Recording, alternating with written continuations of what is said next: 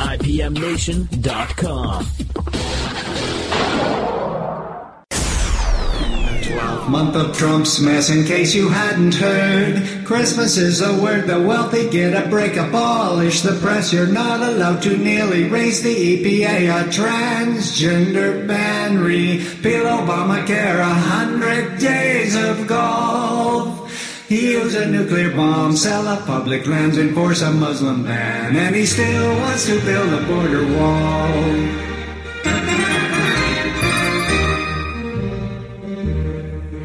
In the 13th month of Trump's mess, a nuclear button tweet. Mine is clearly bigger. Who will pull the trigger? A very stable genius calling country drilling on the beaches. Cars of oil committals, fake news awards.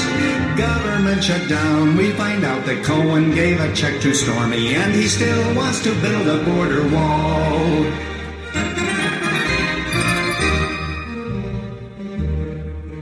In the 14th month of Trump's mess, some Dems refuse to clap. Doesn't ask the reason, he just calls it treason. Second shutdown, repine, worth it for our nation. Hobix chose to resign. Porter abdication, Cohen says he financed Stormy's check for payoff. 3 more resignations, just a normal layoff. Parents' 9-month fling. Cover up denied by AMI. White House says fake news, and he still wants to build a border wall.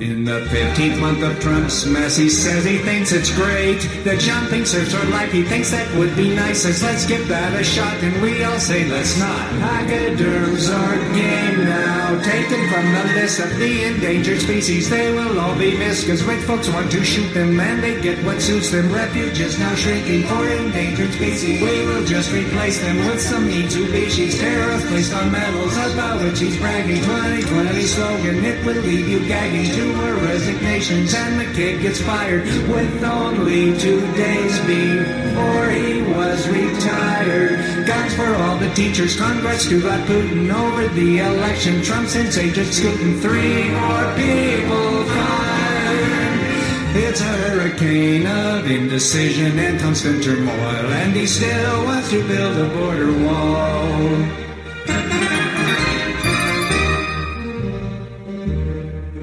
In the 16th month of Trump's mess, a proclamation signed deploys the National Guard to gather at the border. Then he tweets a warning about a war with Syria, says it could be soon. Or not soon at all. Does that mean in June or not till next fall? Tweets about Korea, claims that they agreed to denuclearization, which they didn't stick to. Tweets about James Comey, liar and a slimeball, should be put in prison. Doesn't mention crime, no 3 more peeps resign. Happens all the time. Stormy files soon. She won't go away, even though they paid her off last year, and he still wants to build a border wall.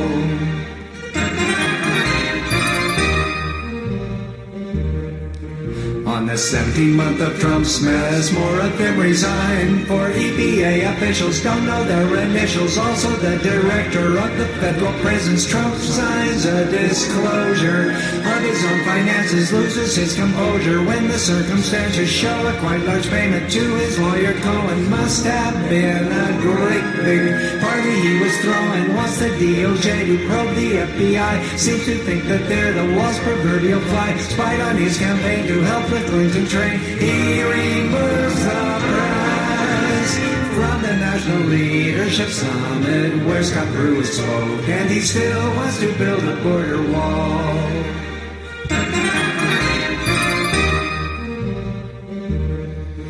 In the 18th month of Trump's mess, it's all about the kids. 2,000 of the minors taken from their parents. It's what the designers labeled zero tolerance, then blamed Democrats and didn't even bother with an Excel spreadsheet so they know the mother of the kids in cages truly are dark ages. What could go with a plan like that? Cause you couldn't really call that a plan, and he still wants to build a border wall.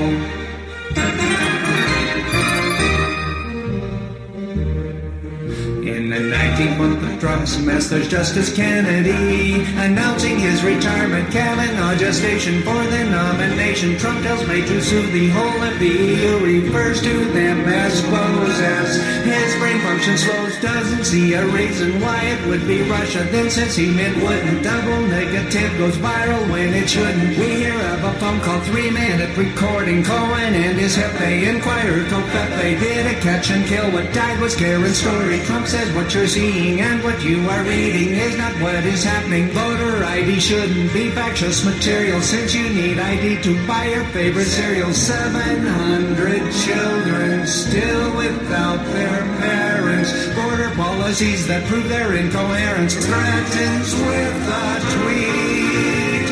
I will shut it down if the Democrats don't vote the way I want, 'cause he still wants to build a border wall. In the 20th month of Trump's mess, Jeff Sessions gets a call. Stop this rigged witch hunt, it's staining our nation. Sarah says that's just a form of speculation, then calls the free press the enemy of the people. At the southern border, kids still without parents. Judge says get it fixed now in discourse of parents. Several resignations, normal Monday morning. Enter Omarosa with the tape recording. Trump says she's so wacky, vicious, so like Nancy. Brennan loses clearance for his non-adherence. Trump postpones parade and blames it on price gouging. Mueller questions Don McGahn for 30 hours. Michael Cohen is under investigation for bank fraud and for egregious tax evasion. Manafort convicted by a judge and jury. Cohen now pleads guilty. Trump begins to worry. Says if he's impeached, the markets will all crash. And Flyers CEO is given a free pass, so you will tell the stories. Karen has a map. Truth isn't true, Giuliani said with a straight face, just like Kellyanne. And Trump still wants to build a border wall. In the 21st month of Trump's mess, the Senate hearings start about Brett Kavanaugh protest incarcerations. Democrats reveal the sexual allegations. Christine Blasey Ford is named against her wishes. They attack the victim, typically malicious. Trump says he will not retire the nomination. Democrats present a second allegation. Michael Avenatti tweets about a third one. Choice to move this forward seems like an absurd one. Then the famous hearing, Christine and Brett speaking, privilege under pressure, crying and then shrieking. Trump addressed the UN General Assembly. He has a sheet more than any other president. They have a good laugh, and he still wants to build a border wall. In the 22nd month, the president mocks Blasey Ford. Kavanaugh confirmed Haley resignation. A new trade agreement after much contention. Don McGahn resigns. Khashoggi disappears. Finally motivating journalistic fears. Trump suggests road killer. Says that he's a nationalist. Think we'd all prefer it if he was a rationalist. Migrant caravan is coming here to plunder. Trump sends troops to border. Tries to grab some thunder. No one's coming in. Thinks that rocks is bullets, probably also thinks that Vulture is a poet, and he still wants to build a border wall.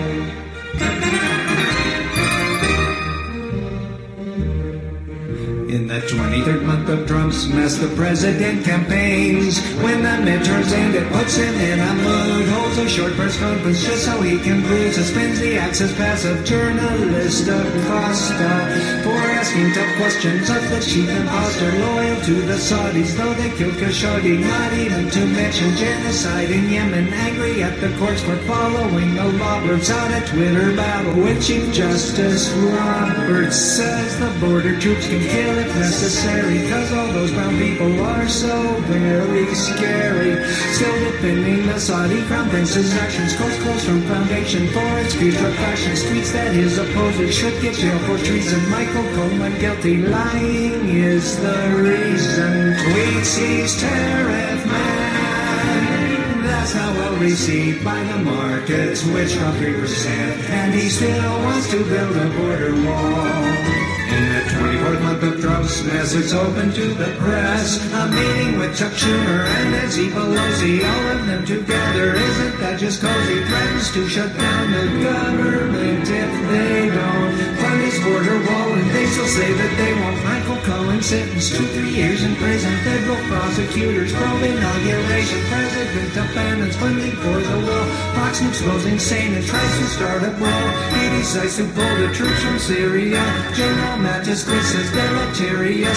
Trump rethinks the wall. He needs it after all. Government shuts down so Trump can throw a tantrum. Guessing from the wall is our new national anthem. Markets take a dive. It's falling for the year.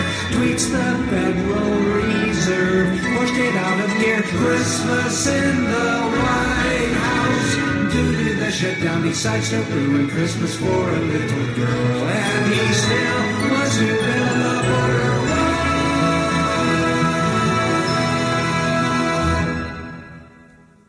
I had to laugh at that one.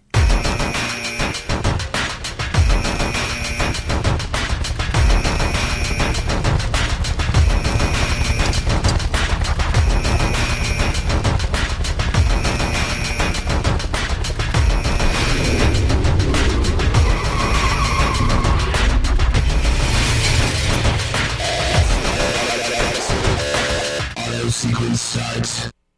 10, 9, 8, 7, 6, 5, 4, 3, 2, 1. Is there anybody there in the control room?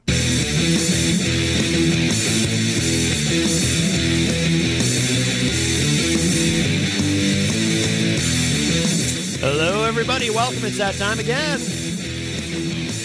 Matt Connarton Unleashed in the afternoon. We are live on WMNH 95.3, emanating from a snowy, it actually looks a lot like winter here in Manchester, New Hampshire.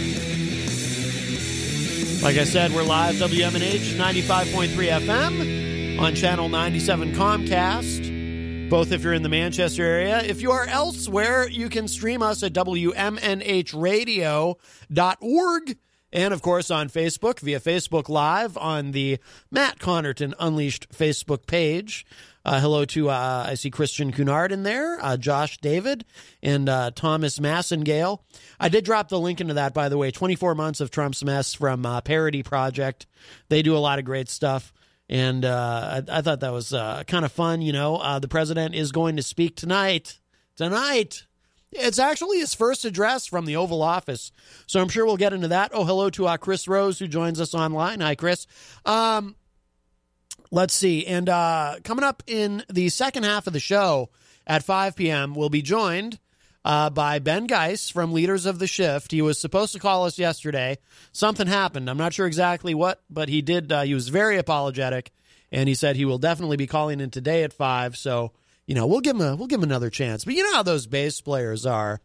Man, those bass players, you just can't depend on them, I'll tell you. No, I look forward to talking with Ben. So I'm sure whatever got in the way of him calling him, I'm sure it was something unavoidable. So he will be joining us today at 5 p.m., and we will be talking about the band's brand new single, Forever Is When, which is a great track. We'll be playing that later as well. 603-250-6007 is the number to call. 603-250-6007. Of course, today is Tuesday, January 8th, 2019. Got to get used to saying that, 2019. But yes, give us a call at 603-250-6007. Would love to hear from you, and we have much to discuss today, my friends. And there's almost, as it is so often the case, just an embarrassment of riches. So many things to choose from. But I have something fun from my favorite website, and hopefully yours, rightwingwatch.org. You know, it's very interesting to go to this site and get a little bit of a different perspective, shall we say. Oh, before I go any further, by the way, I forgot to mention my shirt. I don't know if you can see it on the if you're watching on Facebook or on Channel 97. Here we go. 19 miles per hour. This is the shirt that was given to me by the band. They were here last week, and they gave me this wonderful shirt. Jenny suggested I wear it today. So 19 miles per hour. Of course, you can check out that interview from, what day was it that they were here? Was it Thursday of last week? We do archive all the shows at WMNHradio.org. You can also find it on YouTube as well if you just Google Matt Connarton Unleashed 19 miles per hour. I posted it there. A lot of fun talking to those guys. They performed for us live in studio, and it was wonderful. So Kyle Heavey was here, too, from Off the Mark Sports, which I believe is still Wednesdays at 6 p.m. immediately following this program, though I'm not positive because I keep hearing about a potential change of day with that program. But anyway, Kyle was here as well for that. He's a big fan of the band, so it was nice to have him, and he helped me interview them. And a great time was had by all, I dare say. So 19 miles per hour. Check them out online. They've got a whole new album out, plus they have a previous EP. Great band from the area. They're from Tilton, I believe.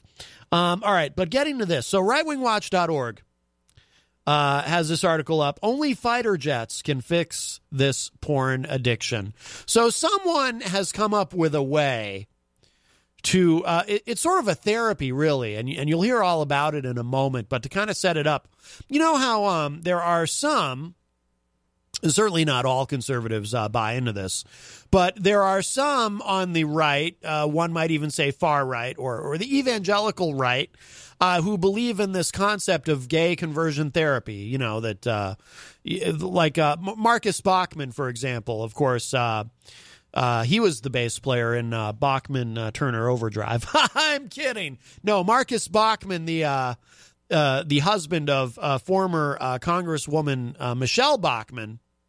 Marcus Bachmann is he runs a clinic where they do the whole pray away the gay thing. And as I've often pointed out on the show, Marcus Bachmann himself, if you've ever seen him or heard him in an interview, that guy, I think, it doesn't take a psych degree to figure this out. He's running away from something himself, but take that as you will. But the point is, so there's this, this gay conversion therapy. Well, apparently there is also folks who are like-minded with the Pray Away the Gay people have come up with a therapy for heterosexuals who are suffering from porn addiction. And this is pretty creative. Oh, by the way, there was a story. I don't have it pulled up in front of me because I just remembered it. But there was a story a few months ago that showed that, when they track who in the United States consumes the most pornography online, it's the Bible Belt. They're big purveyors of pornography down there. But because you have to know sin to be saved from sin or something. Whatever the justification is for that. So that's fine. I made a comment on Facebook last week. I said, sometimes on Facebook, I'll receive these spam offers in my inbox from these women offering to sell me, like sell as in pay money for nude photos of women. And I just find it fascinating that someone on the internet is soliciting me in such a way. That would be like someone standing on my front lawn and offering to sell me a blade of grass. It's like, there's no reason to pay for that. But anyway, so this is fascinating to me. It says here, the American Family Association, which I do believe is a hate group in my personal opinion. But the American Family Association advertised a 12-disc video series. Wow. A 12-disc, I'm surprised Virtual Glenn hasn't weighed in on that yet. Wow. There we go, Virtual Glenn. Thank you. The American Family Association advertised a 12-disc video series this morning that hopes to convince Christian men to abandon pornography.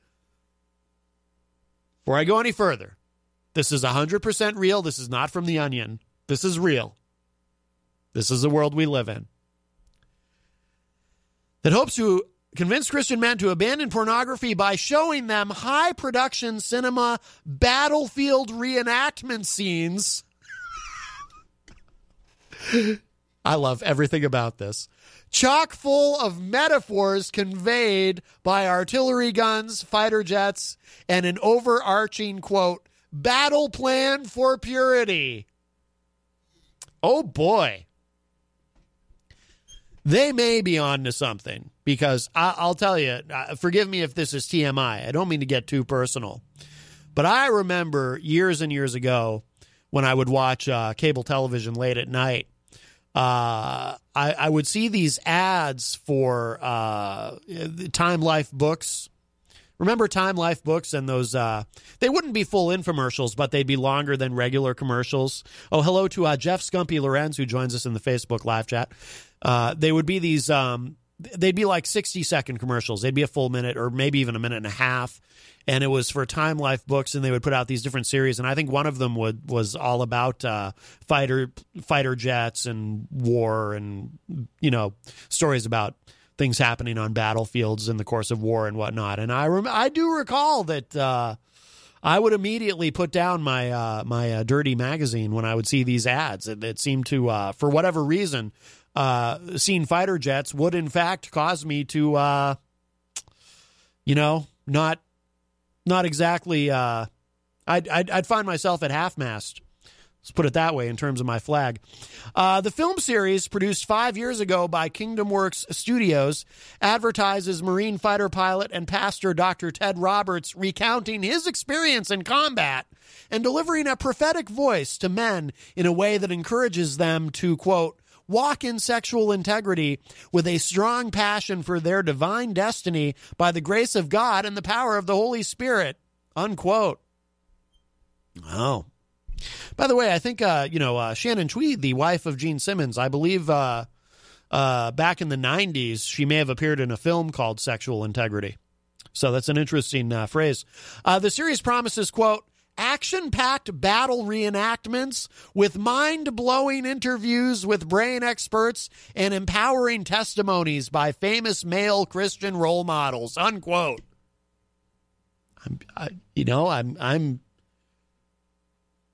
I'm just, what can I say? Whatever, unpure thoughts, or is it unpure or impure? I might have been having prior to reading this, just reading about the description of this video set. I'm just, I don't know if I'll ever look at porn again. I mean, after just even reading that, I don't need to watch the full 12 discs. I mean, this is remarkable. The two-part box set includes 5 DVD films about overcoming sexual temptation, and each box set includes a bonus DVD with lessons that aim to teach men how to convince their other male friends to follow their path. The item description on the Kingdom Works web store promises that upon watching the first box set, viewers will discover, quote, strongholds that keep men in bondage, unquote. I believe that phrase was used in a description on the back of a DVD of a Shannon Tweed film in the 90s. Quote, it will put a... Jeez. This is the greatest thing ever. This is real. I just want to remind everybody, this is not from The Onion. This is real. Quote, it will put a weapon in your hand... if you're watching on Facebook Live, that made me laugh so hard. I just pulled the mic off of the thing. I now have to sit here and hold the microphone in my hand. It will put a weapon in your hand that you can conquer and begin to help other men. That doesn't even make grammatical sense. But I love that this, of all things, they chose that wording. It will put a weapon in your hand that you can conquer and begin to help other men. The Conquer series is designed for men's small groups, but is also ideal for self-study.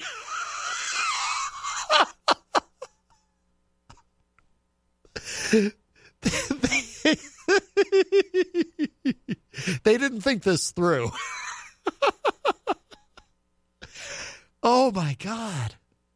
The American Family Association was designated in an anti-gay hate group by the Southern Poverty Law Center in 2010, thanks largely to views espoused by former spokesman Brian Fisher. Yeah, no kidding. He's a bad guy. The AFA remains one of the most powerful religious right organizations operating today. Oh, my God.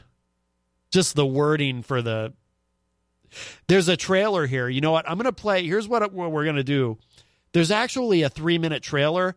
I don't know if there's much dialogue in the trailer. I didn't pre-watch this, so if it's boring, I'll dump out of it early. But what I want to do is I want to play the trailer for this 12-disc DVD series that puts a weapon in your hand to not be tempted with impure thoughts. And while it's playing, that will allow me to mute this microphone so I can reattach, because, again, if you're watching online, you can see I laughed so hard.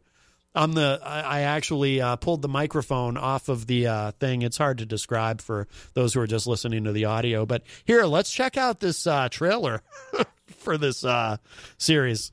Let me pull the volume up here. Ooh, the scenes of fighter jets and war. Ooh. All right, I'm going to mute this mic and fix it.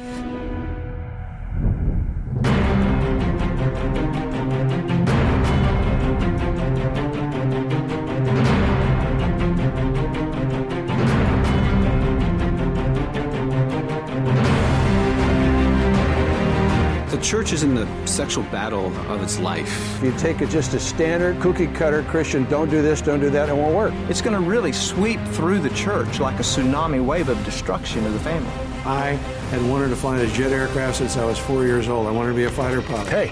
And so it was all I was living for. Still think you're a hotshot? You won't last 10 seconds in combat.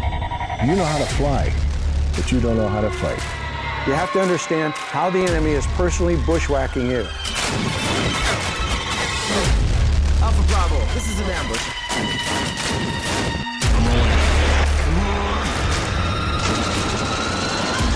I was an alcoholic. I was a sex addict. I was completely out of control. Like I had a rope around my leg, they have a noose around their soul. And the harder they pull against it, the worse it gets. That's why trying harder doesn't work. You have to know your enemy if you're going to win. It's not just going to go away. That's the power of sexual bondage. It promises you everything, gives you absolutely nothing. It feels as if there's no hope, you're never getting out of this. But the shed blood of Jesus Christ guarantees there's a way out.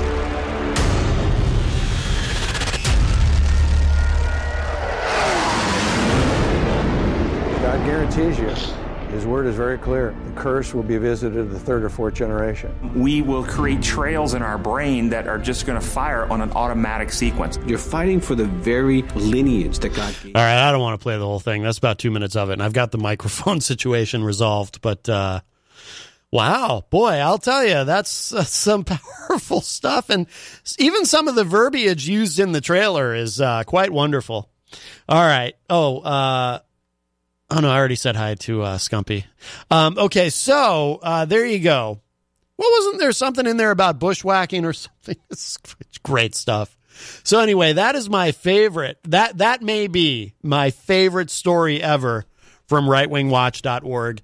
And I found some doozies over the years, but that is awesome. And I'm going to, for anyone listening and watching on Facebook, I'm going to drop the link to that story into the Facebook live chat. That is fantastic. I love everything about that. Okay. Let's see. We do have some other things. Here's something that I heard them talking about on the morning show. And this is another fun thing. We will get to more serious topics, I promise, as the immigration border wall shutdown thing continues. But I saw this and I was fascinated by it. But I also have kind of a semi-serious question about this. Okay, so this is from Newsweek.com.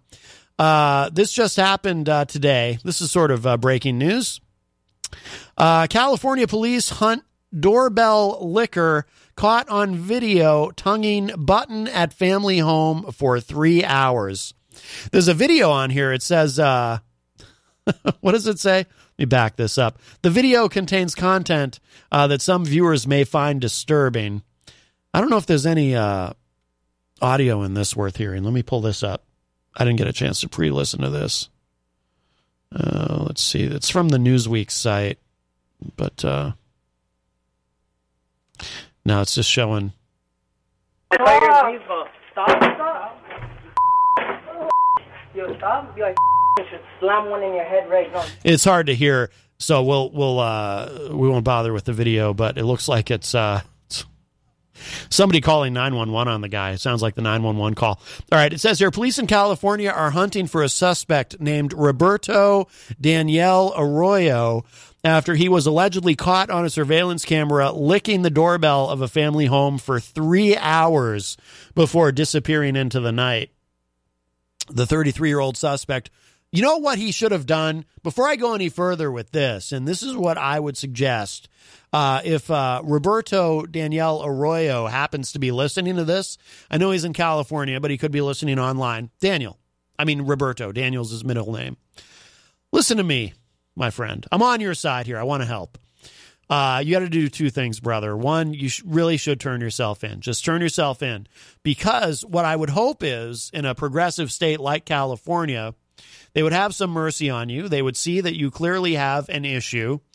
And I think the only way to cure this, the best way to cure this, is to sit you down and have you watch that 12-part video series that also helps men overcome their need for pornography. And don't take my word for it. You need to put your faith and trust, and no pun intended, fully intended actually, in the American Family Association. So there you go. So that's what I would suggest. That's what I would prescribe. The doctor is in, Dr. Connarton. I'm not a real doctor. I don't want to get sued. But I know a little something. Well, I'm not going to say I know a little something about this. But I never personally have licked a doorbell. But maybe a doorknob. No, not that either. I'm kidding, of course. Wow. Yeah, and neither is Virtual Glenn, by the way. This is blowing his mind, this whole thing. But, so I don't want to... Quadafiesco. I don't want to say that. In Quadafiesco, they do that all the time. Where is Quadafiesco? Is that in California?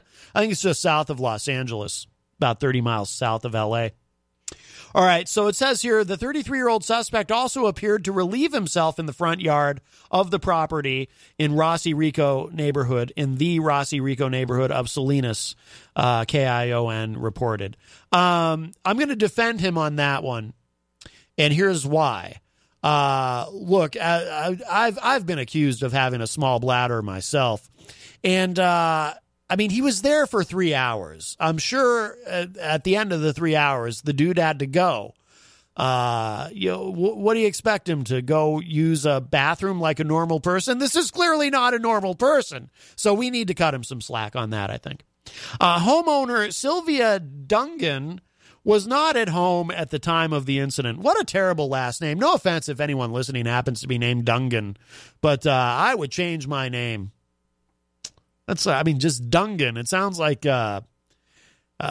never mind what it sounds like. Let's see. However, her children were asleep inside the property when the doorbell licker triggered the family's surveillance system, which detects movement by the front door, including someone licking the doorbell, apparently. That's a good system. After the home surveillance footage was checked, police were called out to watch the video in which a man can be seen clearly licking the doorbell repeatedly. Quote, the charges he faces are prowling, theft, and violation of probation, unquote, Salinas Police Department spokesperson Miguel Cabrera told Newsweek. Quote, we have no theory as to why he did this. The theft charges stem from the fact Arroyo removed several extension cords connected to Christmas lights from the front yard of the victim's residence. Oh. Well, maybe they were making him feel badly. That he was licking the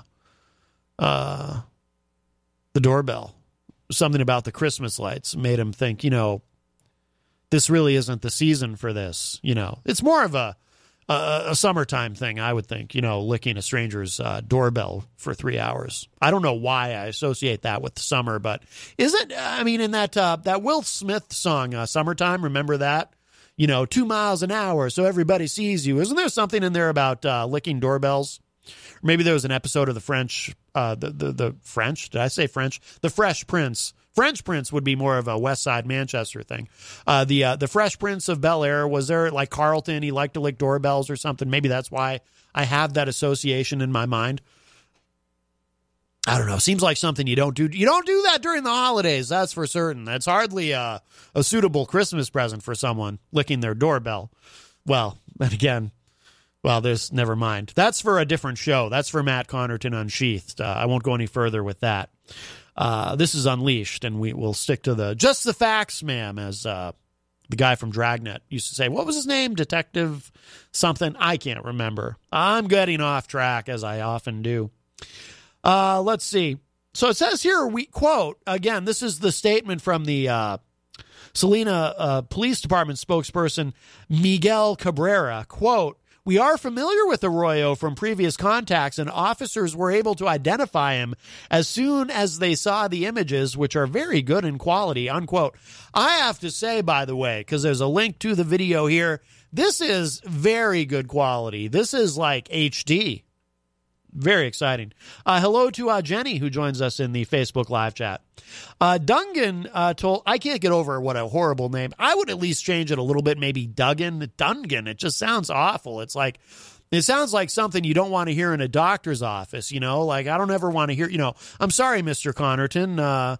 The throat culture we took shows you have a case of Dungan. I'd be like, Dungan, that sounds terrible.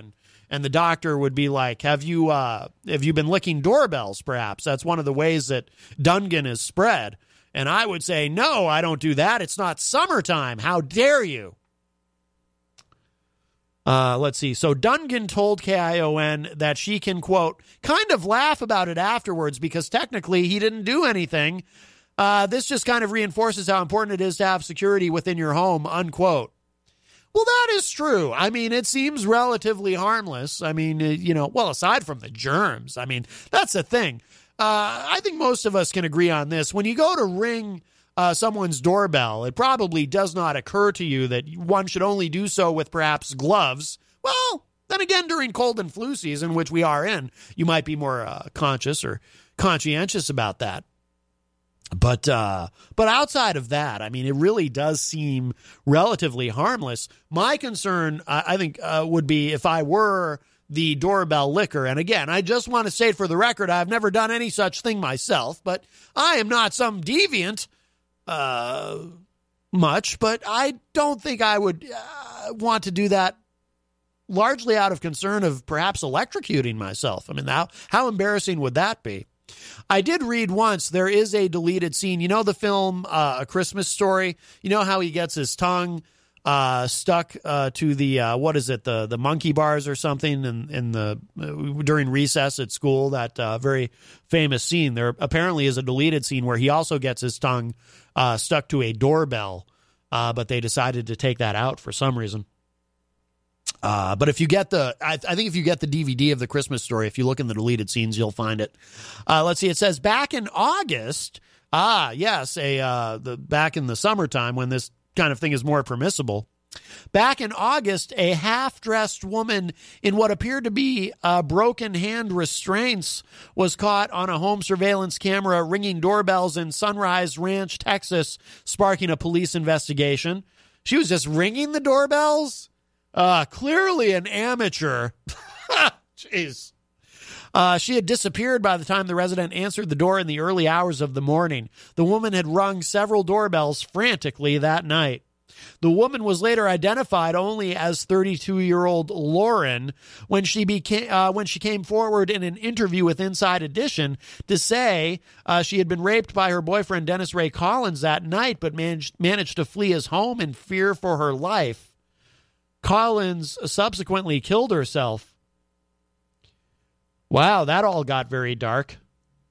I was having a lot of fun with this whole thing until I got to that part. Jeez, things got a little heavy. All right, no jokes to be had there. We'll move on. Let's see. Skipping down. Oh, jeez. Yeah, it got really dark. So skipping down.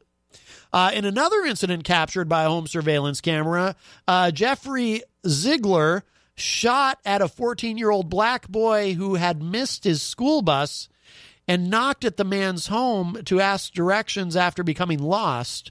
The child, Brennan Walker, escaped unharmed after running away, but Ziegler was found guilty in October of intent to do great bodily harm and possession of a firearm in the commission of a felony. He expressed regret over the incident.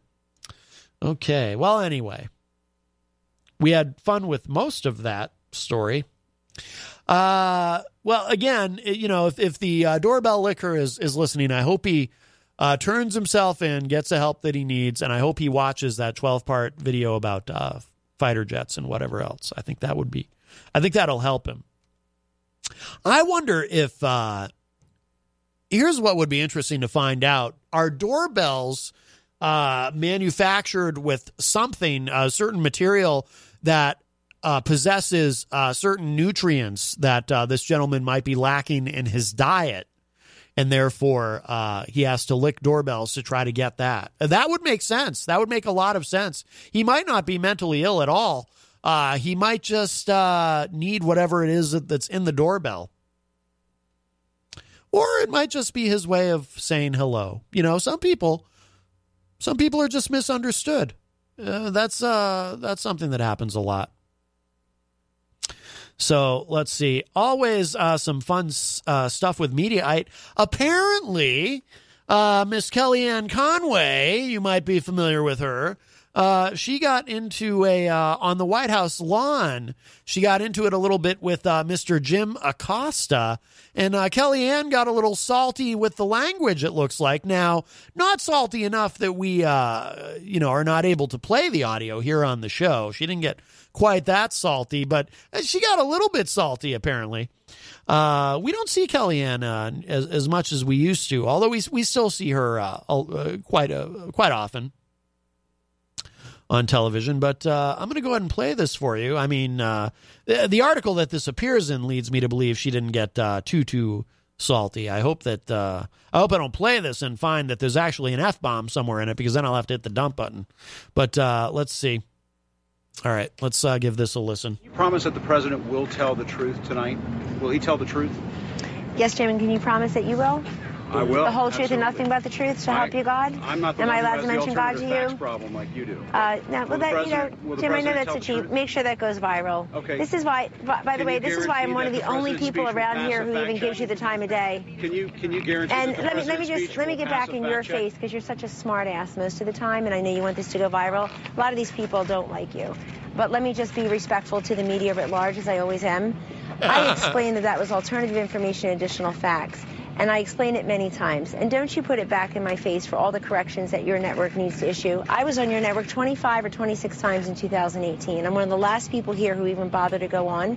And the disrespect that you showed to me personally, I'll just look past. Ma'am, no, and don't call me ma'am to make it up. That's why, go ahead, please, Mom. Wow. Yes, Virtual Glenn was stunned by that. Yes, Kellyanne Conway getting into it with and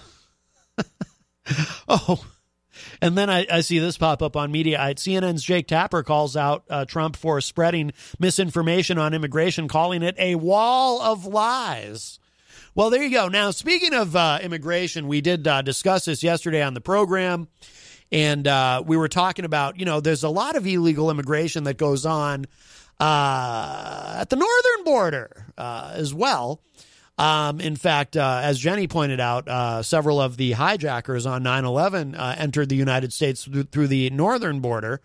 And this is a problem, according to some. Of course, there's a lot of smuggling that goes on and so forth, because we have a very porous border to the north as well. Now, for some reason, no one gets upset about that.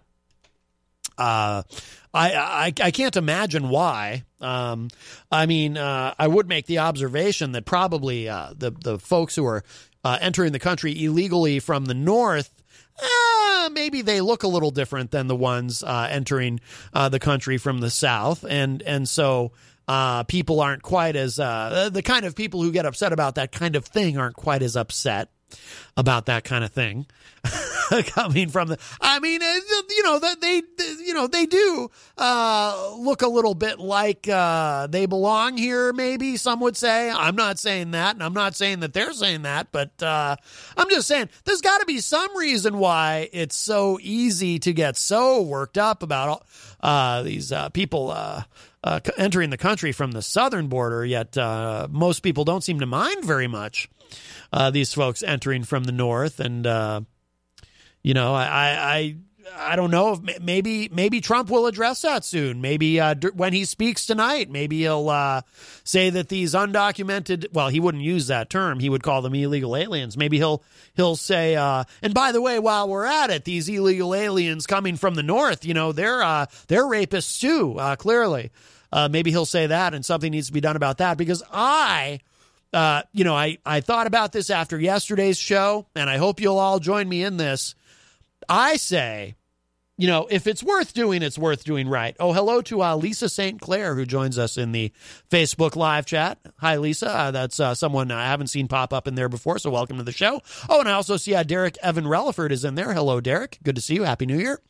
I say, in terms of Trump's wall and the $5 billion that he needs for the wall, whether it be concrete or steel slats or, I have a couple of proposals on the table. So before I tell you about the new proposal, let's revisit my previous proposal, which is, because I know cost is concerned, I do believe as a sovereign nation, by the way, we have every right in the world to do whatever it is we want to on our southern border or our northern border. We absolutely do. And even if it's a colossal waste of money, we have a right to do that. And we have a right to fortify our border. I do agree with many of my friends on the right about that. However, I know cost is a concern. So I brought this up on the show last week. I'll bring it up again. I think we should have a velvet rope. Because people will tend to respect a velvet rope. I mean, you may be skeptical about that, but like I said on the show last week, I believe I said this when Q called into the show. You might remember we got a call from Mr. Q Public. And I said, look, a velvet rope. And then, but it's not just it's not like a traditional sort of black velvet rope or something like that. Like you make the rope red, white, and blue, and maybe the stanchions that hold the rope up could be red, white, and blue. They could have like little American flags on them or something, or maybe even shoot lasers. Not lasers at people trying to cross, but just like a laser show, red, white, and blue lasers in the sky. I think it would be very exciting. It would be very patriotic. And, I think that because what would happen is, and to you skeptics, I say this, people would approach the border, they would see a velvet rope, and they would know, oh, there's a velvet rope there. That means I got to go wait in line. And then they'd, you wouldn't need all these Border Patrol agents. That's very expensive, right? So maybe you just hire some bouncers. They wouldn't even have to be there 7 days a week necessarily, maybe just on the weekend. But you hire some bouncers, you disperse them throughout the border. They're keeping an eye on the velvet rope. And I think it would be wildly successful. Or at least, let me say this. I think it would be about as successful as what we're doing now and what we might hope to do in the future. And I think it would be a lot cheaper. Now, I will confess this. Because there are going to be those of you that will say, Matt, I don't think you've thought this all the way through. To which I would say, maybe you're right, because it does occur to me, as I'm talking about my velvet rope proposal, I have not looked up the cost. I don't know what it would cost to have a velvet rope. Because, and it would have to be velvet. I'm not saying just string up a rope. I think that would be relatively cheap, but no. Or maybe some bungee cords or something like that. No, it has to be a velvet rope. People won't respect bungee cords or just a regular old rope, but they see a velvet rope and they know, oh, I'm not supposed to just go there, right? So I don't know what the cost would be. Now, Trump has told us that steel slats would actually be... Did he say it would be cheaper? No, he didn't, because he's firm on the $5 billion idea. He said it would be stronger. Steel is stronger than concrete. Isn't there a song, by the way, called Concrete and Steel by the Fabulous Thunderbirds or something? But anyway, no. So I say let's go with the velvet rope. I think it's something we can all agree on. And frankly, I think it would be kind of classy, let's kind of class up the joint a little bit. And by the joint, I mean the United States, which that is not in any way, I promise, that's not in any way a reference to my attitudes about the drug war. I'm just saying, I think it would be a very classy way to handle it. But here's my new proposal. And by the way, this is not to replace the velvet rope proposal. This is in addition to, but well, maybe it does replace it in a way. You'll understand why when I say it. If Trump is insistent he needs his $5 billion for the wall of concrete or steel slats or a velvet rope, it would be a single velvet rope.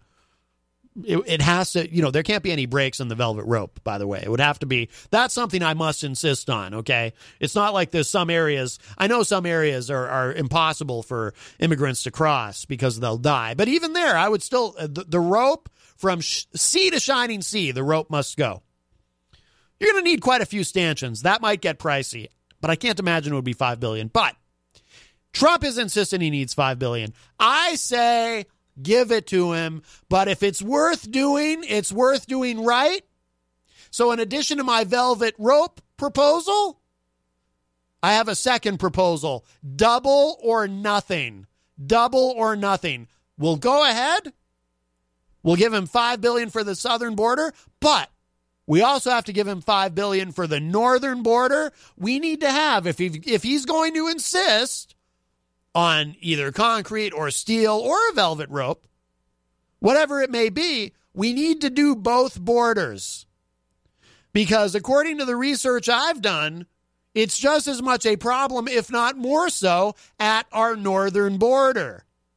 And yet no one's ever talking about the northern border and how porous it is and all the people who cross illegally. Like I say, I can't quite figure out why. It's quite stunning to me. I mean, it seems like if it's such a problem at the southern border, why wouldn't we also take it seriously at the northern border? It is almost as though there's just something inherently different about the people coming in from the north that people are a little less worried about, a little less freaked out about.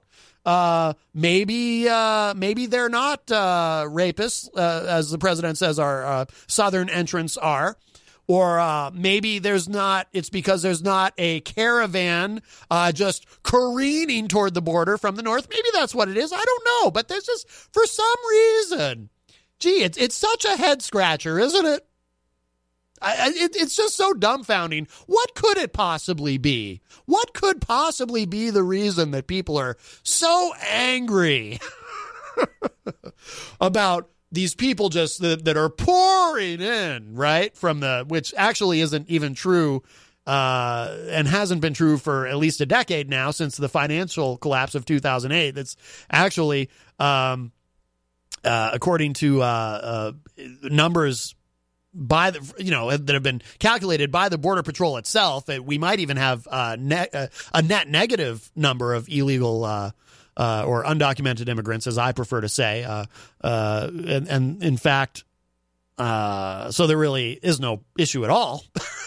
and more of these folks who are in the country illegally are actually in the country illegally because they overstayed their visas. So people who entered the country legally and decided to stay longer than their visa and are just trying not to get caught that way. And that's the real reason. That's the real source of most of the illegal immigration, not people coming over the southern border. Yet for some reason, despite all of that, and despite what happens at the northern border, despite all of that, people get very upset and very worked up about what goes on at the southern border and who's coming across the southern border. And I'll tell you, I'm stumped. What could it possibly be that makes it so easy to demonize those people and assume their worst motives? Or to suggest in some broad way, because something that I hear a lot is, there was this guy, for example, who committed this horrific murder who turned out was here illegally. So therefore, that means they're all murderers. So we need to round them all up and send them home. Which is actually, to take that attitude, it's kind of racist, to be honest with you. When you take the actions of, and that's not in any way to minimize the murder of anyone, but I have to tell you, this is how I perceive it. Whenever you take the actions of a tiny and infinitesimally small number of people within a very large group and then paint that entire group of people, that entire demographic, as all being capable of the same terrible things that very small number of people has done, that kind of seems a little racist to me. Sometimes I call it xenophobic. That's when I'm trying to be kind. Some days I'm not feeling quite so kind, and I just want to call it exactly what it is, which is racist. But I'm not saying, I don't want anyone to take what I'm saying the wrong way. I'm not suggesting that has anything to do at all with why people are so upset about all these people coming in at the southern border, and don't even bat an eye about the people coming in from the north. We're fine with that. I mean, right here in New Hampshire, we're in a state that borders Canada. So there's people crossing that northern border of our very state illegally every day. But for some reason, I don't personally know anyone in New Hampshire who's really too freaked out about it, even though we are a border state and we border Canada. And there are people crossing not only into the United States, but into New Hampshire. There are people crossing into New Hampshire every day, illegally. That's all right, whatever. Oh, my goodness, there's a caravan coming from the south. Oh, these murderers and thugs and gang members coming from the... Oh, my goodness. That's what we're mad about. Again, who knows why, though? What could it possibly be? I'm not implying anything. Let's play a song because Ben Geis, he did reschedule for today. Ben Geis from Leaders of the Shift. Let's go ahead and play their new single, and then we'll probably play another track at the end of the segment. Actually, no. I changed my mind. I'm gonna do it this way. I'm gonna play one of their other songs first. And then we'll end the segment with Ben with the new single. We'll tease you a little bit. This is another one of my favorites from the band, though. I love everything these guys do. This is called Sideways View. Let's give this a spin, and then hopefully when we come back, we'll have Ben on the phone, and we will talk to him about the brand new single from the band Leaders of the Shift. You're listening to Matt Connarton, Unleashed in the Afternoon. We are live on WMNH 95.3 FM. Don't go away.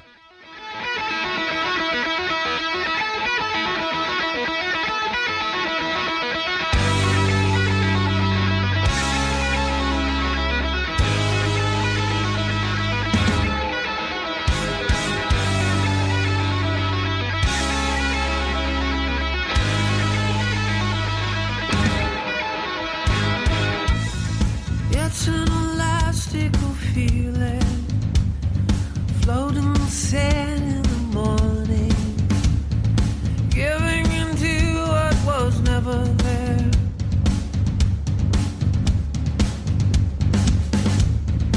I've been in every direction, even the seventh direction. And if you can't see it, then it is not there.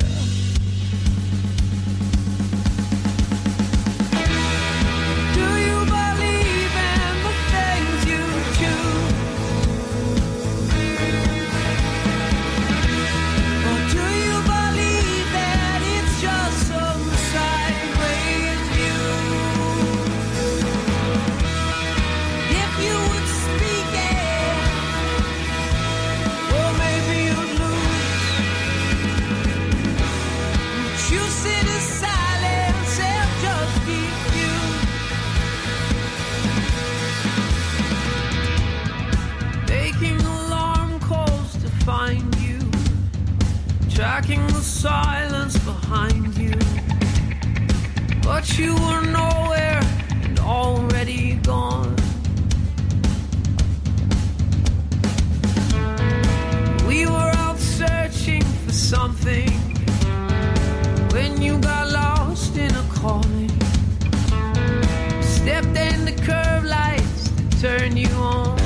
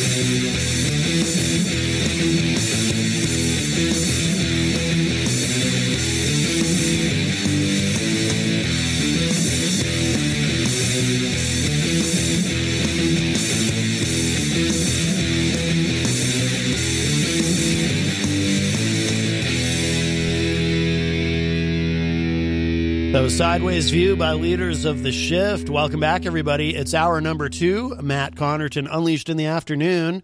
We are live on WMNH 95.3 FM in downtown Manchester, New Hampshire, streaming at WMNHradio.org. Of course, we're on Facebook on the Matt Connarton Unleashed Facebook page. And if you're in Manchester, you can also watch us on Channel 97 Comcast. And let's see, it is Tuesday, January 8th, 2019. So Ben Geis from Leaders of the Shift, it's 4 minutes after 5, and he's not on the phone.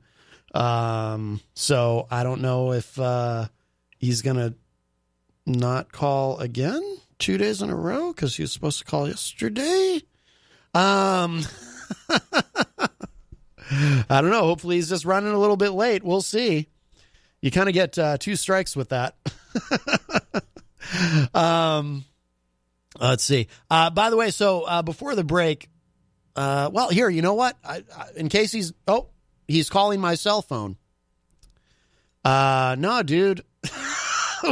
I'm on the air. All right. I'm going to reject the call, and I'm going to text him the number again. For the studio line. So we know he's available because he's calling me, but I can't. I mean, I could answer my cell phone on the air, but there we go. I just sent it to him again. 603-250-6007. So hopefully he'll be joining us in a moment. Before the break, I was talking about my proposal, because we were talking about Canada yesterday on the show, and the border issue with Canada, if you want to call it an issue, if you want to call any kind of border issues an issue. I see this on Mediaite. Says MSNBC's Hallie Jackson confronts Mike Pence. Why not have a border wall with Canada? And I thought that was pretty interesting because I thought, actually, I shared it out on Facebook too, and I said, was Hallie Jackson listening to yesterday's Matt Connarton Unleashed? Okay, here we go. This must be Ben. Ben, is that you? Yeah, how's it going, Matt? What's up, man? Hey, very well, very well. Okay, we got Ben Geis from Leaders of the Shift on the phone. I played Sideways View a few minutes ago. I figured I'd save the new single for the end of the segment, but I do so love it. It's a great track. It's kind of reminds me a little bit of Coldplay, but at the same time, it sounds very much like, Leaders of the Shift. You guys have a pretty unique sound. I don't know. I mean, I hear different influences in your music, but I can't think of anyone who sounds quite like you guys. Yeah, I mean, it's kind of funny that the history of the band, the three of us are kind of like all over the map as far as the artists that we've worked with in the music industry, from like hip hop to jazz. And sort of the direction of the music kind of came from just like songwriting. Like we would have songs, or John would have a song, or I would have a song. And as we were developing the band originally, it was sort of like whatever rhythmic feel suited the music is what we went with. It wasn't like we were setting out to make something like something else, I guess. Yeah. And a lot of times it kind of amazes us because it sort of came out differently, I think, than any of us imagined it to either. Like as if like none of us are hugely influenced by a Coldplay, for example, but if it strikes that chord with a listener, I think we were just kind of playing to the music. As if we were like, like trying to make the thing that had the most power with the arrangements. Yeah. And that's sort of what led us to our sound. So it was a real natural kind of, coming together with us originally. And this new track, Forever Is When, that you're going to play in a little bit, kind of just represents some more growth in a different direction and sort of what we're doing artistically right now. Well, I think that's probably the most sort of liberating way to approach it, right? When you're approaching music, not to try to be focused on, we need to make it sound like this, we need to kind of take it in this direction, but to let it be sort of natural. And like you said, it kind of just, the sound comes just naturally from your writing. And do you guys do you write together? Is it all three of you together? Oh, hang on 1 second. Sure. Uh-oh. Yeah, we all write together for the most part, I mean, what it will be is like somebody will have a baby or two. And a couple of the songs we play are songs that John has had for a while that we all worked on. And maybe one of them, like, I don't know if you ever played our new single that remember Steady the Gun? I sent you the single for that one. That would be a good one to pump for you guys, too. That's just like, you know, certain songs are like My Baby, like that one. And I bring it in and we all kind of just, whether we change the bridge or we mess with different things, it just depends song to song what happens. But yeah, we kind of like start with an idea or something, or maybe we all write something together. It's happened in all ways, really. Yeah, we have played that, and I think Peter White, who you know, of course, I think he's played that on the morning show too, because I remember seeing it here in the system. He plays all our stuff a lot. Actually, Peter's a great supporter of the band, and we love his show too. So yeah. You know. He calls you, I'm sure I've asked you this before, but I don't remember. I always hear him refer to you as Benny Loggins, which obviously... he calls me Benny Loggins. It's an old nickname that my friend gave me, and it's sort of stuck. Yeah. I got a bunch of them, so I always get confused. I mean, I could make a list of all the different things people call me, and I can't say most of them on the radio. Sure. So, you know. Benny Loggins is a good one, yeah. Thanks a lot. Now, what have you guys been... Thanks a lot, man. Anyways, we're a big fan of the show, and thanks so much for playing our music, Matt. It really helps us a lot, you know. Oh, yeah. No, of course. Glad to do it. Great. You guys, cool. Since we talked last, I mean, what have you been doing as a band? I mean, obviously, you've got the new single. What else has been going on? Have you been touring? Have you been doing separate projects? Yeah, we are touring again. What do we have going on? We've got a couple big shows that are about to be announced in New York City coming up here, and then we're going to be heading down to Florida for the month of February for a bunch of dates. Great. And then after that, I think we're working on going to South America again to get down to Lima, Peru, and, Santiago, Chile, Buenos Aires, Argentina. We're working on a plan to get down there because we have a pretty large fan base, especially in Lima, Peru, where Dreams was a hit song in 2016. So we're trying to get back down there and do that. What else is going on with us? I think you've played Cobra before, our song Cobra and our song Steady the Gun. Yeah, definitely. We're licensed by the Pittsburgh Pirates, and they're going to be played on TV in the Pittsburgh area, Pennsylvania, during the 2019 MLB season. Oh, very nice. So that's pretty exciting. We have that going on for us. It's going to hopefully identify us with even more of a fan base in Pittsburgh, which is already one of our strong markets, and we love the people there. So... pretty exciting. We're feeling pretty good about that. And other than that, we're working on a new record that's coming out. And, just running around trying to get the music to the people, trying to spread the word. So that's about it, man. Yeah. So you're working on a full length? Yeah, well, what it's going to be is a collection of these releases and some bonuses, and they're going to get put out eventually in a full-length record. But really, there's going to be, like, lyric videos and videos for almost every song, too, that comes out.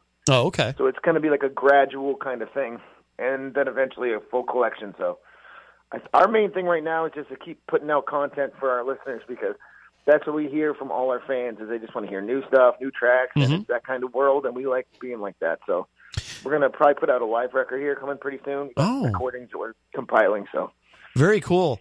Yeah, by the way, I love the lyric video for Forever Is When. It's funny because it's, when you hear lyric video, you think, okay, it's just a video with the lyrics on the screen. And, you see some of them online that are pretty creative, but the lyric video for Forever Is When is compulsively watchable. It's just the visuals in it are so cool. And it, and obviously it complements the song, which is the idea, but, is that something that's done within the band, or does someone do that for you? Yes, it's funny that you mentioned that, actually.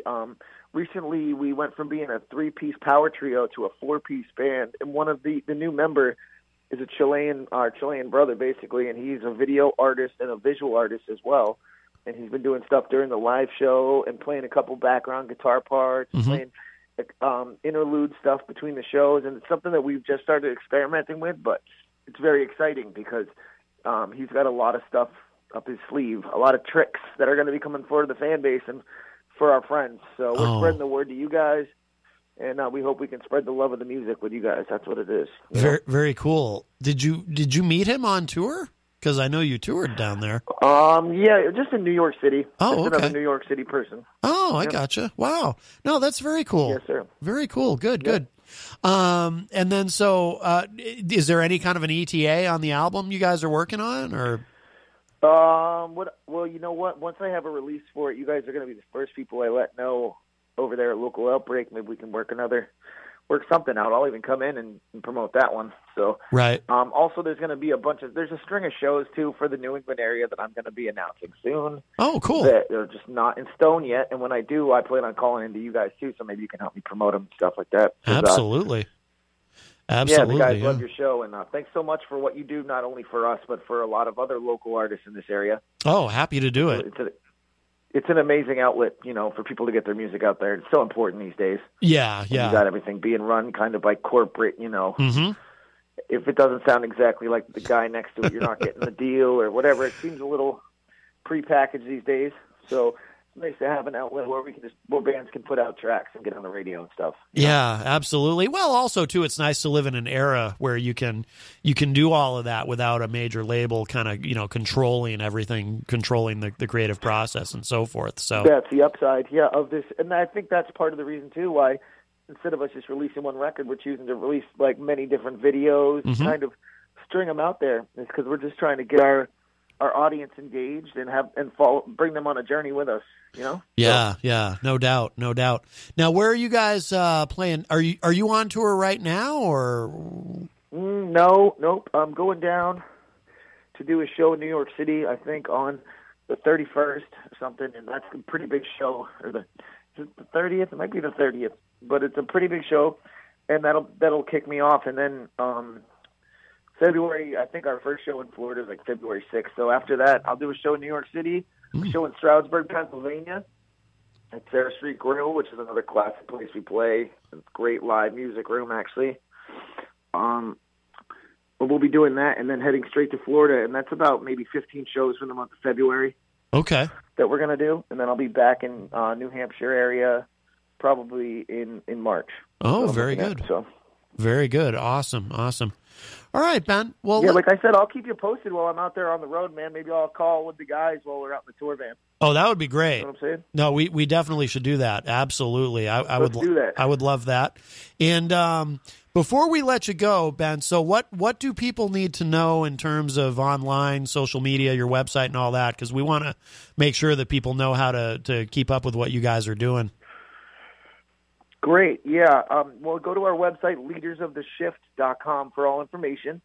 You can find us all our Facebook, Twitter, social media. It's good to follow us on Facebook. It's Facebook/Leaders of the Shift, Twitter's /Shift with us, and Instagram is /Shift with us. Follow us on there. All our social media stuff is on the website, leadersoftheshift.com.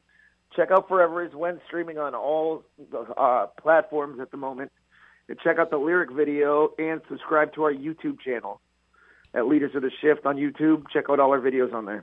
That's about it. Very cool. Yeah, I'm going to play that. I'm going to play that now. That Forever Is When. I really, really love the song.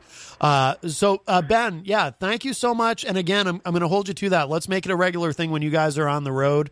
We'll get you calling in. You can keep us updated because too. I mean, we have a lot of people who listen online from other parts of the country. So that'll be great. And awesome. Yeah, and be safe out there. Ben Geis from Leaders of the Shift. Thank you so much, my friend. Matt, thank you so much. We love you guys, man. Thanks for pumping us. All right, Take care. You got it, brother. Take care. Bye-bye. Peace. All right, great. That was Ben from Leaders of the Shift, and let's go ahead and play this track. This is great. This is Forever Is When, right here on Matt Connarton Unleashed.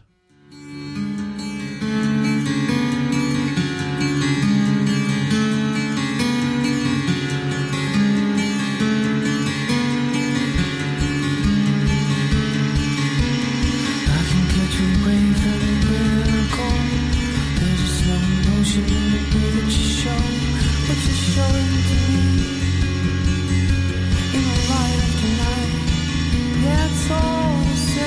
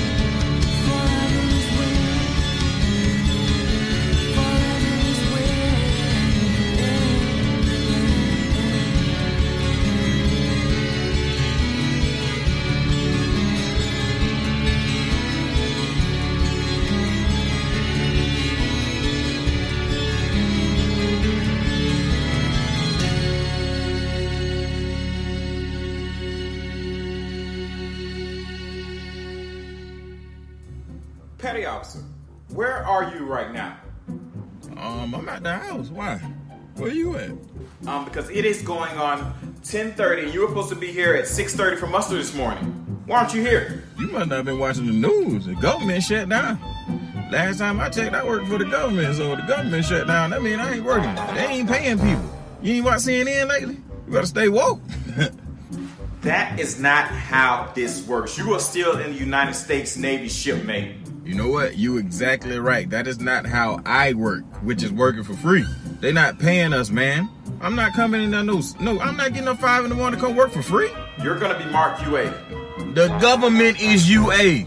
It's shut down, bruh. If you're not here within the next 30 minutes, I'm going to push your report shit all the way up. I tell you what, go ahead and push them papers all the way up, man. Anyway, man, I got to get ready to go to work. Work? Where do you work at? I'm working out the front seat of my truck. I already got a job. I'm gonna just get online and give good relationship advice to women and bash men all day. Yeah, then I'm gonna get people to buy my shirts and coffee mugs. Buy one of my shirts. Okay, take one. Hello, ladies. You're beautiful and all men are stupid and ugly. Need more emotion. I can take the heat in the kitchen, and that's why I stay in the kitchen. That's right, Virtual Glenn. All right, that was... oh, let me see. I want to make sure I give credit to... I thought that was just kind of a fun thing about the shutdown.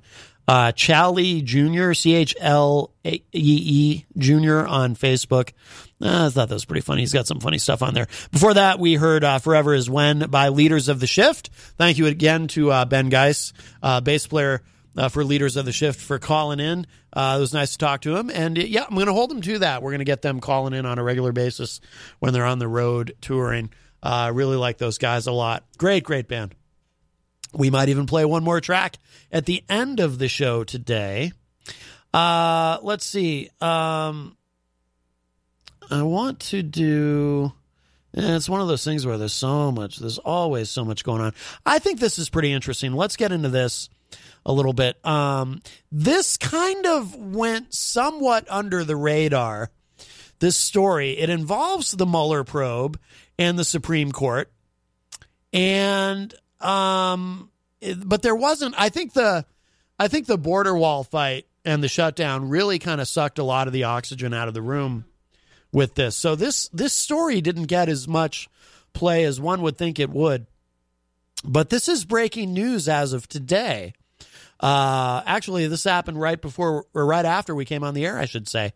Politico is reporting that the Supreme Court has turned down the mysterious Mueller subpoena fight. So this is what this is about.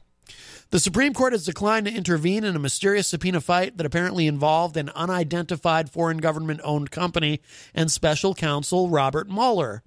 Last month, the unknown firm asked the High Court to block a federal judge's contempt order and financial penalties for refusing to comply with the subpoena, arguing that the company is immune from U.S. grand jury subpoenas. The company also insisted that complying with the subpoena would violate the law in the firm's home country. But today, the Supreme Court turned down the company's request to step into the dispute, at least for now. The order in the case came a little more than 2 weeks after Chief Justice John Roberts put a temporary freeze on the contempt order and the sanctions. And that was kind of the mysterious part because initially... And maybe this is part of also, too, why this kind of didn't get covered that much, because there weren't a lot of details to talk about. But there was a little bit of mystery about why John Roberts was getting involved in any of this at the time that it happened. So the High Court... I'm sorry, let me back up a little bit. So the court's order today offered no explanation for its decision, and no justice publicly signaled any dissent. The High Court did indicate that Roberts referred the issue to the full court and that the short-term stay he ordered last month was now dissolved. Many details about the case have been shrouded in secrecy. Politico first reported in October that the dispute appears to have links to Mueller after a Politico reporter to an appeals court observed a visitor request a copy of a sealed filing from the special counsel just hours after a deadline for such a submission in the ongoing legal fight. In addition, an appeals court judge who indicated he was likely to recuse himself from any case involving Mueller's office stepped back from the dispute. Although the case has traveled through 3 different levels of the federal court system, the publicly available court dockets do not specifically identify which prosecutors are handling the dispute or disclose whether they are attached to Mueller's office. Very interesting. An unusual degree of confidentiality continued to prevail when other appeals court judges held closed-door arguments in the grand jury fight last month. Reporters who gathered to try to spot lawyers entering or departing from the courtroom were banished from the floor where arguments were taking place. The D.C. Circuit Court of Appeals later released an opinion turning down the company's appeal and revealing some more information about the legal dispute. The judges said the witness rebuffing the subpoena was actually a corporation owned by a foreign government, although they did not name the company, specify the country involved, or say what information was being sought. It's also unclear what records Mueller's team might be seeking. The 3-judge panel then dismissed the company's legal arguments for avoiding compliance with the subpoena. The appeals court's ruling did not identify Mueller or his team as the prosecutors in the dispute. The High Court's actions today means monetary sanctions against the firm are likely to kick in unless it complies with the demand for records. The amount of the penalty is not publicly known, but the appeals court ruling indicated that the amount would build over time. However, the D.C. Circuit Court's order also expressed some doubt about whether the money could ever be collected. On Monday, an unknown party that appears to be the firm filed another motion with the Supreme Court asking the justices to allow the filing of a sealed petition to grant review in the case, the High Court's docket shows. However, it seems unlikely that the Supreme Court will accept the case for argument since no justices publicly indicated that they would have granted the stay that the company requested to block the contempt order and penalties imposed by the lower court rulings. The order the Supreme Court issued today did not indicate how or whether the court had resolved the motions the company and prosecutors filed to put their various filings in the dispute under seal. So what does all this mean? I have no idea, but it's very interesting to me because that's a lot of secrecy. And I don't think it's unreasonable to wonder, does this have to do with the Mueller probe? But we don't know for sure because we don't know who the prosecutors are involved. We don't know who the company is involved, but everyone's really making sure that it's all kept a secret. Then we have this, speaking of keeping things secret or failing to keep things secret, this is from lawandcrime.com. Also some breaking news as of today. Manafort's attorneys failed to redact exposed lines mentioning the president. Listen to this. This is not the first time, by the way, that Manafort's legal team has really blown it. It says here, oops and or uh-oh. Paul Manafort's attorneys failed to properly redact their latest court filing in response to special counsel Robert Mueller, including lines that allude to the president. In a 10-page response, actually, let me stop here for a moment before I go any further with this. You know, I'm not someone who has any sympathy for Paul Manafort. He is clearly a criminal. But this guy, I mean, his legal team really, well, is it his legal team or is it him or is it both? I mean, they've made some terrible missteps along the way. Anyway, all right.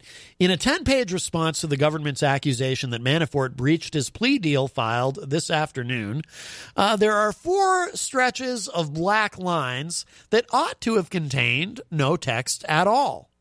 Instead, a simple copy and paste command will... A simple copy and paste command will extract the text from those not so mysterious black boxes. Oh, my goodness. Well, what can you do? Quite a fiasco. That's right, Glenn. It is quite a fiasco. Quite a fiasco. Oh, my goodness. Here's what this apparently botched effort reveals. First redaction on page 5. After being shown documents, Mr. Manafort conceded that he discussed or may have discussed a Ukraine peace plan with Mr. Kilimnik on more than one occasion. After being told that Mr. Kilimnik had traveled to Madrid on the same day that Mr. Manafort was in Madrid, Mr. Manafort acknowledged that he and Mr. Kilimnik met while they were both in Madrid.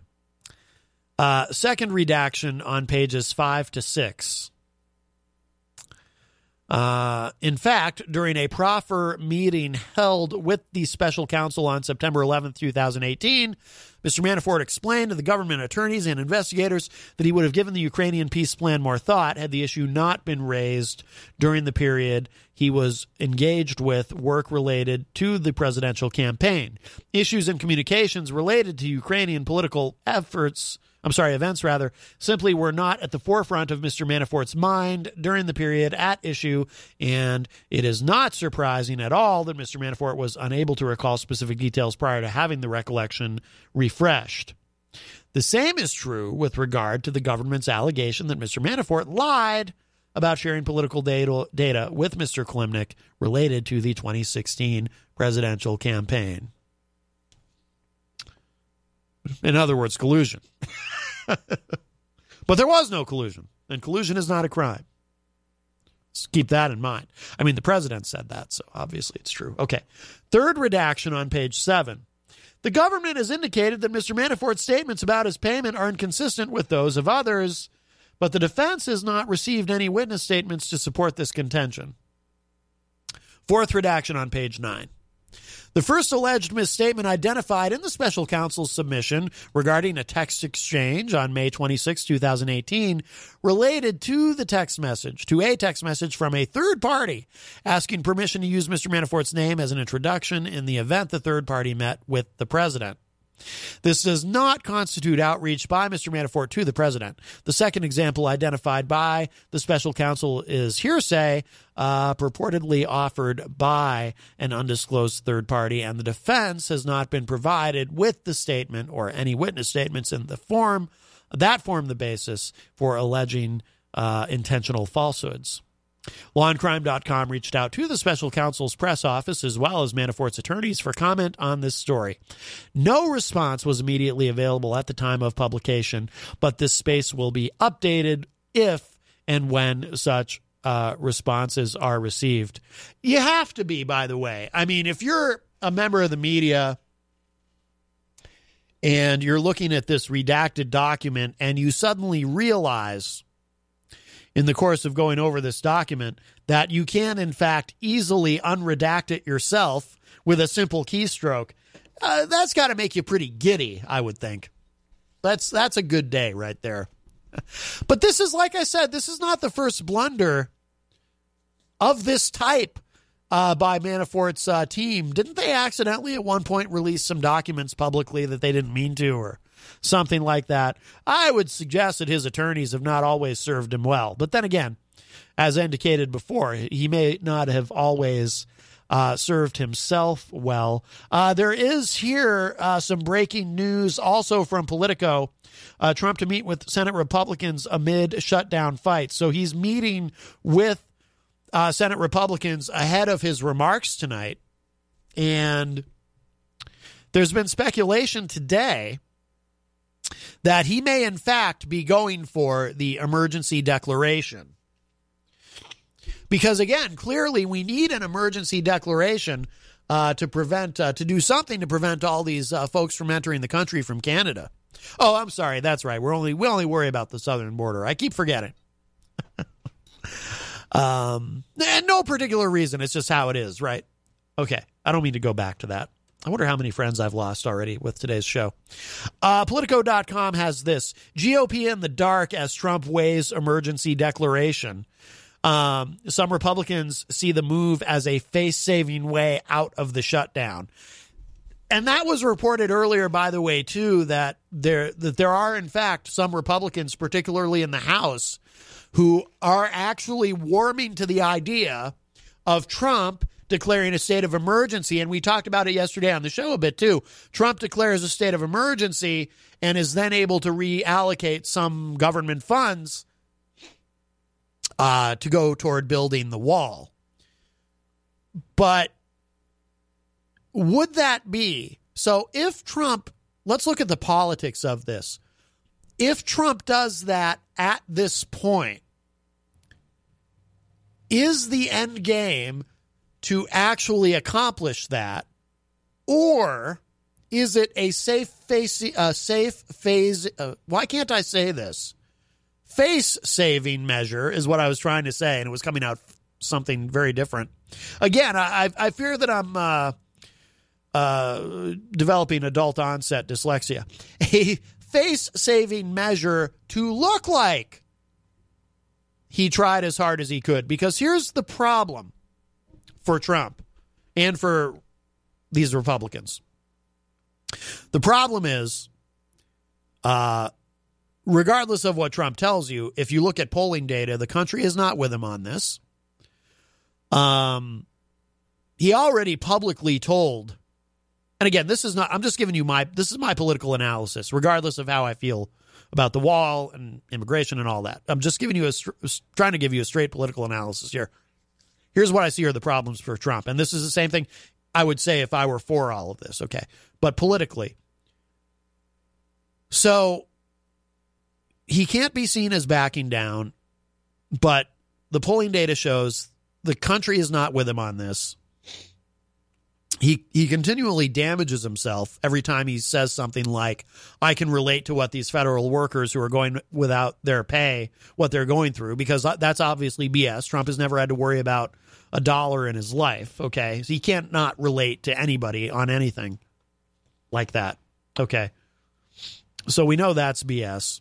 We know he's full of BS when he sits there and says, well, you know, I've been talking to a lot of federal workers and they all tell me that it's worth going without a paycheck. No one's telling him that. What, is he sitting around having meetings with federal workers where they tell him, hey, he broadcasts his cabinet meetings, right? Maybe he should broadcast. I'd like to see some of these meetings where he's sitting around with a bunch of federal workers and these federal workers who can't pay their bills, who can't buy groceries, who can't pay their rent, who can't make their car payment. I'd love to hear them sitting around telling him, well, Mr. President, you know, life really sucks for us because 70% of the country lives paycheck to paycheck. But we're with you. We need that wall. You're right. Come on. So he knows that's all BS. I mean, we know that's all BS, right? But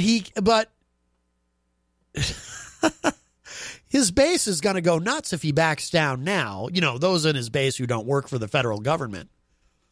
He can't possibly, I mean, this is his, I mean, he's backing down no matter what, right? Because no matter what, he's breaking a campaign promise. Because the campaign promise was, I'm going to make Mexico pay for it. But I would hope that most Trump voters at least knew that, you know, that part of it wasn't real. I mean, if you're someone who voted for Trump because you honestly believe that not only was he going to build a wall, but Mexico was going to pay for it, well, I've got an imaginary wall I'd like to sell you. Right? So he can't back down. But politically, I mean, I wish he would. And I wish we could get the government reopened. But politically, he's put himself in a terrible box. In a terrible box. And he cannot back down just based on, I mean, most of Trump's wounds, I would say really almost all of Trump's wounds on a consistent basis are self-inflicted anyway. So he's put himself in this terrible box, as he does with everything. So he can't possibly back down. Now, if he does this, if he actually follows through, and again, it sounds like some House Republicans are warming to the idea, and that's probably what's going on with that, or what will go on with that meeting he has with Republicans before he speaks to the country. Here's what I think is going on. He's going to make the announcement tonight. He's going to actually do it. He's going to declare a state of emergency. And this is why we have to build the wall. Then the wall doesn't happen. But he looks like he did every possible thing that he could in order to mollify the base. The wall doesn't happen because, now this has never been tested, and we talked about this yesterday on the show, what Trump is probably about to try to do. Can the president legally declare a state of emergency for this? And how far can he actually get with this by trying to do this way? And I said it yesterday, and I'll say it again. I'm quite sure that his legal team in the White House has tried to tell him, Mr. President, this is not going to get very far. This is going to meet every possible legal challenge and fail. You're not going to be able to get away with this. And Trump, if he has any sense in his head, he understands that. But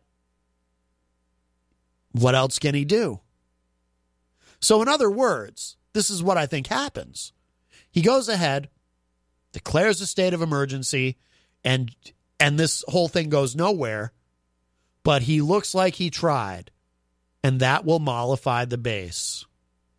That will mollify Ann Coulter, who will then say, oh my God, he went further than anyone ever thought with this, and he still couldn't get it done, and it's those damn Democrats, and it's not Trump's fault. This is my prediction. This is what happens now. Hi, welcome to Matt Connarton Unleashed. Who's this? Good afternoon, Mr. Connarton. Mike Doyle here. Hey, Mike, what's up? How you been? Happy holidays to you, my friend. Yes, happy holidays to you. Happy New Year. Yeah, I hope everything went well and all your family and everybody's doing well. As far as I know. yeah, good. That's a good start. Everybody's so damn busy. I don't really hear much from anybody, but that's okay. Are you the black sheep of the family by any chance? Well, I don't think we need to bring race into it, Mike. Please.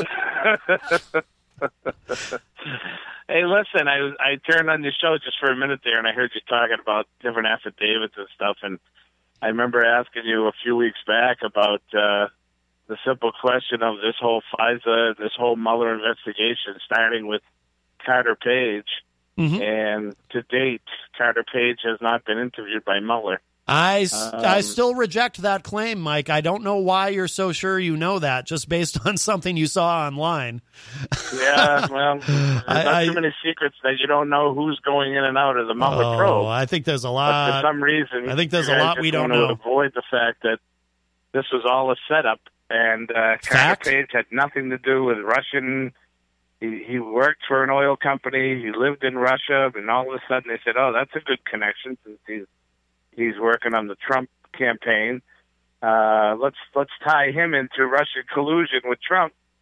And off we go. We got a FISA warrant, and we're off and running, and we got a Mueller probe, but nobody wants to talk to Carter Page for some reason. That's interesting. Sounds to me like you got a mole in the Mueller investigation, because you know so much. I don't know how you know so much about what goes on in the Mueller investigation, Mike. Well, I really how do you don't. not know? Everybody else you know who goes in and out of the Mueller probe, all the people he's taken down with incidents that have nothing to do with Trump. You hear everything. You hear every news. But for some reason, you don't hear anything about Carter Page. Is that it's a secret? You're saying? I think they've been pretty. I think they've been pretty disciplined. I think the Mueller investigation's been pretty disciplined. Mueller doesn't talk to the media. I mean, there's some things, you're going to find out when someone's being indicted and sent to prison. You're going to find out about it. But whether or not he's talked to Carter Page, I would be very shocked if he hasn't. I'm not saying I know that he has or he hasn't. But I honestly, Mike, I don't think you know if he has or he hasn't. I don't know why you're so sure. I really don't. I'm just going by what I hear in the news and what I don't hear in the news and what I see online, and Google it, and there's no indication that they've spoken. There's no need to, because Carter Page didn't do anything. He was a setup for the FISA warrant. He was a simple connection between a guy who lived in Russia and a guy who was running for a campaign that they wanted to take down. And he was the perfect patsy by Strzok to say he's a Russian spy because he lived in Russia. He worked for Merrill Lynch, and he lived in Russia, so he's a Russian spy. And that's how the FISA warrant came about. That's why this Mueller probe is not coming to an end because there is no end to it. They can't find anything. And I don't know why people just don't understand. Could you even think that's a possibility? Well, I disagree that they can't find anything with, I've lost track of how many indictments and how many people have been sent to prison at this point, but... Right, all with nothing to do with Donald Trump. Nothing. Great. So why do you keep saying that? That's fake news. Come on. Well, if these are all guys who got caught 10 years ago with taking bonds from Libya and taking false money and money laundering and... Yeah, they're criminals. Nothing to do with Donald Trump and his campaign. Yeah, and they're that's criminals. How they're all going down. And well, they still haven't tied one thing to Donald Trump because there is nothing. Well, well, again, we don't know that, and I don't know how you're so sure about that. But I'll tell you what, Mike. I hope that when this investigation is done, I hope the president is exonerated, because I will feel a hell of a lot better having him exonerated if it turns out that his hands are clean. That would be great. Yeah, would you? And how about the billions of dollars we're spending on this probe when there's nothing there because it was all made up from the beginning? Actually, it was a hoax from the beginning. Actually, from what I've been reading, Mike, with all the money they've recovered from all the illegal, we're actually in the black as far as the Mueller probe. There's been so much money recovered from what these criminals have done that it's actually been a net positive. No, that ain't true. Come on. A lot of that was on paper. They're not recovering stuff that was done 10 years ago. Well, I did via paper. I have to admit, transactions. But I have to. I don't know where you heard that. I haven't heard anything about that. But I have been reading it online. I just want to throw the other end out that's why this has taken so long. I don't know how. Okay. And let me throw one more thing. It's amazing you know so much. Mueller was involved at the DOJ in 2013. Uh-huh. I think the Hillary Web got him involved too, and I think that's why this has taken forever. Wow. I think he's got his hands in the cookie jar too, along with Strzok and along with the head of the FBI there, and I think they all got caught in the Hillary web of how can we get Hillary to win this election. We're going full Sean Hannity. All right.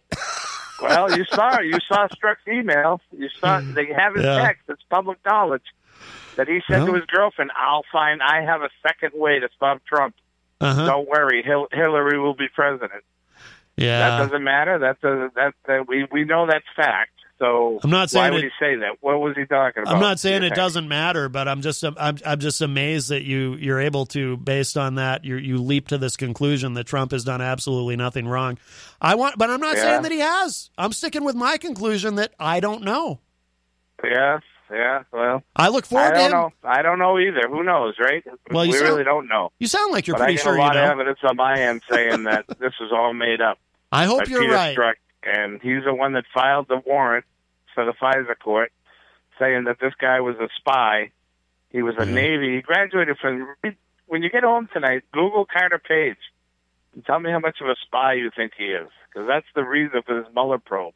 Jenny, that's how it all started. Jenny in the Facebook live chat is asking if you're Trump-splaining, which is a new term. Are you Trump-splaining, Mike? What does that mean? Like explaining, but Trump-splaining? Trump is hard to explain because sometimes he's so off the wall. Yes. Some of the stuff he says is I'm crazy. I'm glad you acknowledge that. Actually, so does Scumpy. Scumpy always says that too. Trump I don't agree. I agree with everything he's doing. I hate everything he says. Sometimes he says, the thing about the Arizona senator there not being a hero. What an idiot. Oh, yeah. What's he saying that for? Come on. Right. The guy could have gone home 2 years earlier, instead stayed behind with his men in a prison cell and got tortured for 2 years, and he's not a hero. I mean, why would Trump say it? He's an idiot when he says stuff like that. Oh, yeah. No, I agree. That hasn't changed the what's going on in the United States right now with unemployment, with the stock market, with the veterans have all been now. They can go to their own hospital if they're not getting treated right. There's a lot going on there, man, that we don't hear about. There are positive things, and no, I acknowledge that. Hey, I said I don't know if it was last week. It must have been last week, right? Because we had just come back from break. I give Trump credit where I think it's due. I agree with him on Syria. I agree with him on Afghanistan. He signed that farm bill that allows for the production of hemp, which I think is good. And criminal justice reform, absolutely. I stand with the president on all four of those things. So there's crazy people out there killing people and trying to, these gangs and stuff. I mean, he's just trying. Is that so bad that he's trying to try to knock them down a little bit? And you know what? One of the funniest things ever. One last thing. I know you got to go. One of the funniest things ever was people who don't understand the Paris Climate Agreement and how that whole thing works. And I heard people on CNN saying because of Donald Trump there'll be no more forests in 10 years. And people just don't understand what that's all about. That China has less restrictions but pollutes the air more than we do. And Trump said, no, that's not happening. Either they're even with us or we're out, one or the other. And people don't realize that. It's as simple as that. We were getting the same deal from China on that agreement that China was getting. We were getting a worse deal. And he said, and they're polluting more than us. So he said, either same deal, they pollute less, or we're out, one or the other. And people don't realize that, but I don't know. People don't want to research it, I guess. So that's a big topic, and it's complicated. We don't have time to dive into it here. But, it's really not that complicated. I think it is. He wants the same deal as China. Same deal. They got a better deal than us. So we had less manufacturing because we had more restrictions. Yeah. And he said, no. We're same restrictions as China, or we're out, one or the other. And people don't realize that. The forests are going to end in 10 years. People are psycho. Anyways, hey, good show as usual. Good stimulating show. Thanks, Mike. Hope all is well in the new year here, and hope you kill it this year. All right. Thanks, Mike. I appreciate it, my friend. Take care. See ya. All right. Bye-bye. All right. That was Mike Doyle. And by the way, you can, if you don't know, you can hear Mike Doyle sometimes on the morning show with Peter White. He pops in. I don't know if he does it quite as often as he used to, but I know he's a super busy guy, and I'll tell you this: Mike works hard.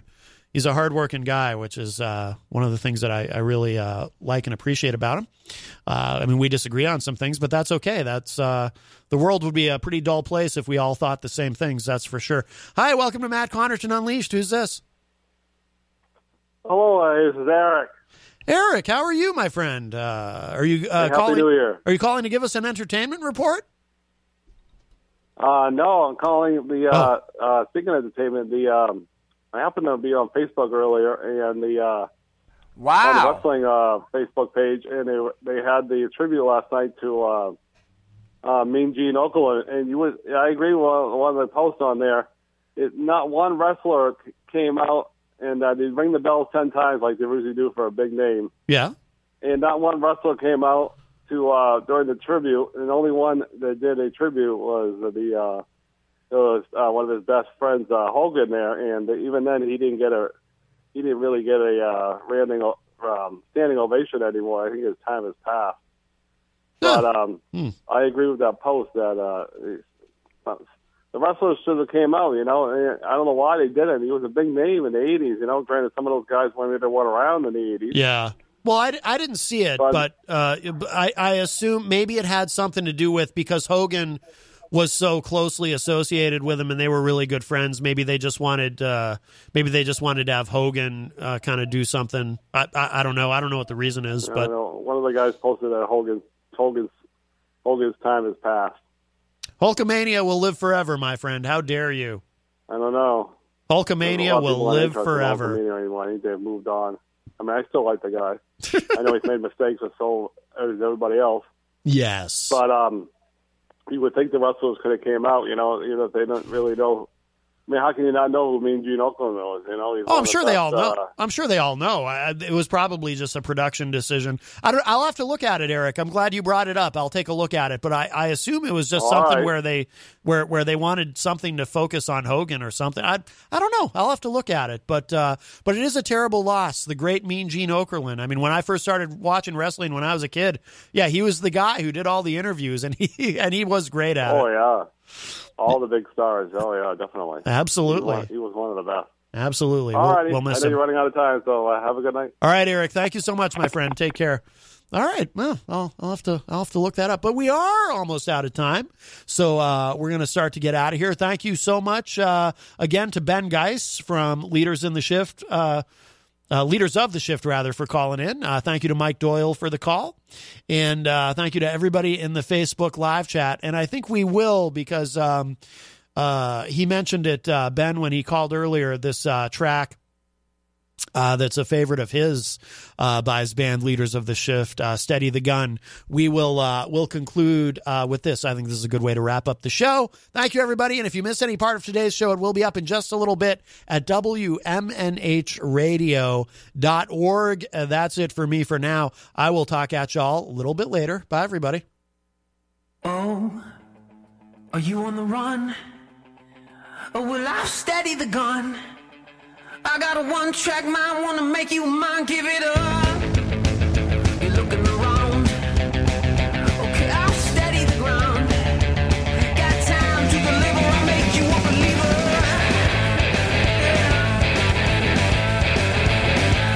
Oh, the music hard to define. You're all steady decline. With the one-track mind and the ladder to climb. Come on up, go, 'cause it's the end of the line.